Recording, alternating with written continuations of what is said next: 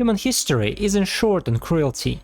For every law written or empire built, there were punishments designed to terrify, not just kill but send a message. So today, let's travel through time and rank some of the worst punishments humans have ever invented, from painful rituals to executions so horrifying they're almost hard to believe.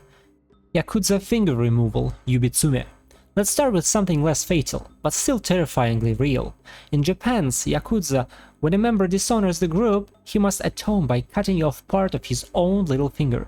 The act is called Yubitsume, and it's meant to show deep remorse and loyalty. After all, you can't swing a sword or grip a weapon as well without that finger, making you more dependent on your boss. It's gruesome, but it's also a physical apology carved into your own hand. Bastinado, beating the feet. Imagine being tied down and struck repeatedly, not on your back but on the soles of your feet. That's bastinado, used from ancient Egypt to medieval Asia. It was considered a non-lethal punishment, but victims often couldn't walk again. Every nerve in the human foot is sensitive, and after hundreds of strikes, even the lightest touch feels like fire. Elephant's foot, death by elephant. In medieval India and Southeast Asia, executioners used an elephant, yes, the animal, to crush criminals. There were two methods, a quick one and a show for the crowd. The merciful version, the elephant steps on the head and instant death.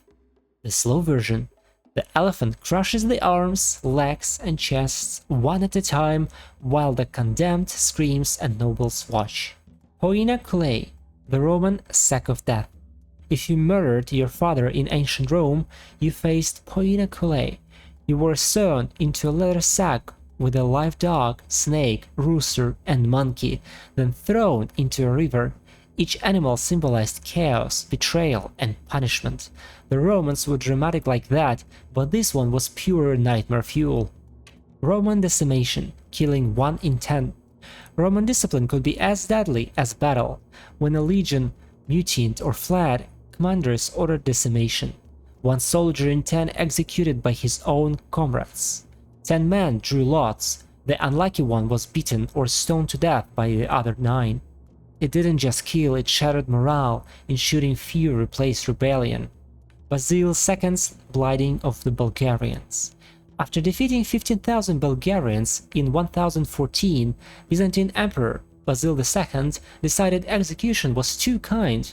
He blinded 99 of every 100 men and left 1 partially sighted to guide the rest home. When their king Samuel saw his mutilated soldiers return, he reportedly died on the spot from shock and grief. Blowing from a gun. Used in 18th and 19th century India, this was as little as it sounds. The condemned was tied to the mouth of a cannon, and when fired, his body exploded. Witnesses said the head shot 50 feet into the air, while limbs scattered across the field. Instant death, yes, but one designed to horrify onlookers into silence. The rack. During medieval interrogations, few tools were as feared as the rack. The victim was tied hand and foot, and as the rollers turned, the body stretched until joints dislocated and tendons snapped. It wasn't always meant to kill, just to make the truth literally come out. If the victim survived, they'd never stand straight again. Tarring and feathering. A public humiliation turned physical torture. Tar, often boiling, was poured or brushed onto the victim's body before feathers were thrown on. The burn scarred for life, and the laughter of the crowd did the rest. Imagine walking home looking like a plucked chicken and knowing everyone saw. The choke pear. A metal pear-shaped device was inserted into the victim's mouth, or in some cases, into other places. It was then twisted open until it tore tissues and muscle apart. It didn't kill instantly, which was the point, to punish speech, sin, and defiance in one tool. Rat torture. In ancient Rome, Emperor Nero allegedly invented a horror called the rat's cup. A cage of starving rats was strapped over the victim's stomach, and heat was applied to the top. The rats, desperate to escape, burrowed downward through flesh and organs. In South America, similar methods involved inserting live rats through tubes and waiting. Catherine's wheel. Used across Europe, this execution tied victims to a large wooden wheel. Each limb was smashed with an iron bar, one bone at a time. Then the wheel was hoisted upright, displaying the shattered body as a warning. Death took hours and sometimes days. Boiling alive, as the name suggests, victims were slowly lowered into a boiling oil or water. If the liquid started cold, the process was even slower. Nerves fried as the temperature rose.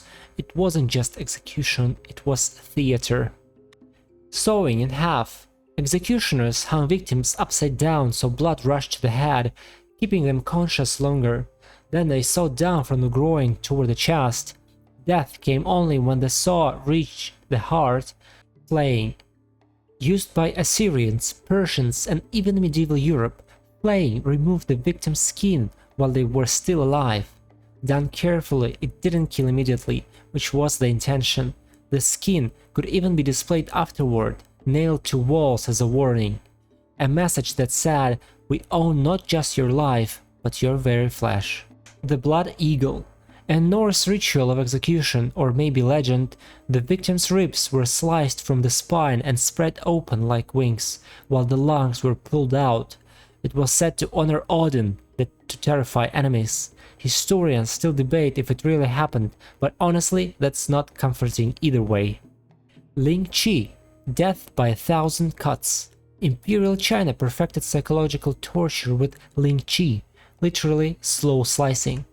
Executioners made hundreds of small cuts, carefully avoiding vital organs, to prolong life and pain. In some cases, it lasted for hours. They didn't just kill, they erased dignity, one slice at a time. Impalement. Popularized by Vlad the Impaler, this was horror and humiliation in one. A sharpened stake was driven through the body and raised upright. If done correctly, it missed vital organs, leaving the victim alive for hours, even days, slowly sliding down the pole. Witnesses said some victims tried to keep themselves upright on trembling legs to delay the inevitable. Scaphism. And now what many call the most disgusting execution ever recorded. In ancient Persia, the condemned was trapped between two boats, smeared with milk and honey, and force-fed until violently ill. They were left floating in a swamp or under the sun, covered in flies, wasps, and parasites. Each day, guards would return, feed them more, and watch the insects feast on their body. Reports say victims survived up to 17 days, eaten alive inch by inch. From finger cutting to flaying, from the symbolic to the savage, every civilization seems to have mastered pain in its own way. If this video was interesting to you, check out my other videos, and as always, comment below which punishment shocked you the most.